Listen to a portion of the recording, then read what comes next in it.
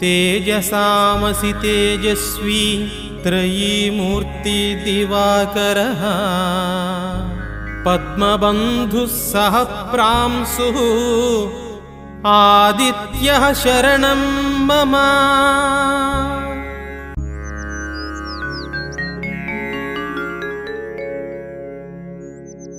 आदिदेव नमस्तुभ्यं प्रसीद मम भास्कर।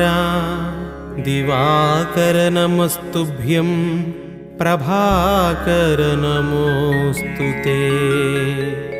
सप्ताश्वरथमारूढं